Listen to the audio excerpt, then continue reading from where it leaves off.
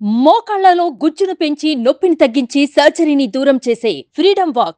ఏపీలో గెలిచేది ఎవరు? తెలంగాణలో మెజారిటీ స్థానాలు దక్కించుకునేదెవరు? కేంద్రంలో ఏ పార్టీకి అధికారం వస్తుంది? దేశవ్యాప్తంగా ఇప్పుడు ఇదే చర్చ. ఇక తెలుగు రాష్ట్రాల్లో అయితే చెప్పక్కర్లేదు.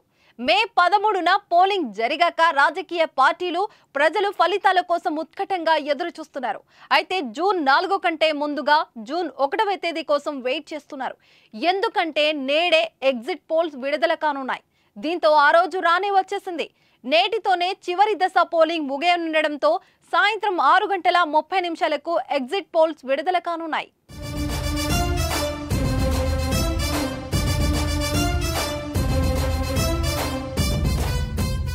ఎన్నికల ఫలితాల అంచనాలు సర్వే సంస్థలు బయట పెట్టనున్నాయి. కొన్ని మీడియా సంస్థలతో పాటు సర్వే రాయులు వచ్చిన ఎగ్జిట్ పోల్స్ పలుమార్లు నిజం కావడంతో రిజల్ట్ కంటే ఎగ్జిట్ పోల్స్ కు డిమాండ్ ఏర్పడింది.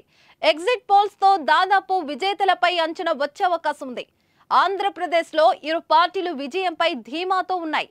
మరోసారి అధికారంలోకి పక్కా వస్తామని వైసీపీ అంటుంది.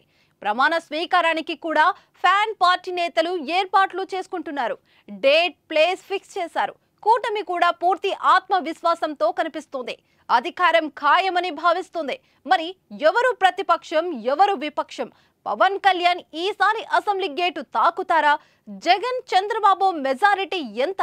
అవినాష్ రెడ్డిపై, షర్మిలపై చేయి సాధిస్తుందా తెలియాలంటే జూన్ 4 వరకు ఆగాల్సిందే. కానీ అంతకంటే ముందు ఈ రోజు ఎగ్జిట్ పోల్స్ ద్వారా వారి విజయాలపై క్లారిటీ వచ్చే అవకాశం ఉంది. ఇటు తెలంగాణలో హస్తం హవ నడుస్తుందా, కారు గేరు మార్చిందా, కమలం వికసిస్తుందా అనే దానిపై సాయంత్రం విడుదలయ్యే ఎగ్జిట్ పోల్స్ తో అంచనాకు వచ్చే అవకాశం ఉంది.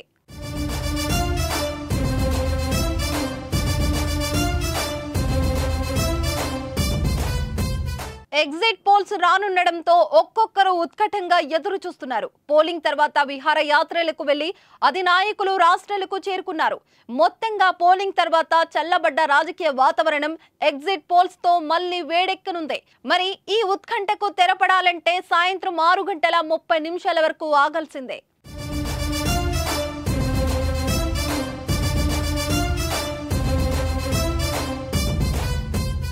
సుమన్ టీవీలో మీ పర్సనల్ అండ్ బిజినెస్ ప్రమోషన్స్ కోసం కింది నెంబర్కి కాంటాక్ట్ చేయండి.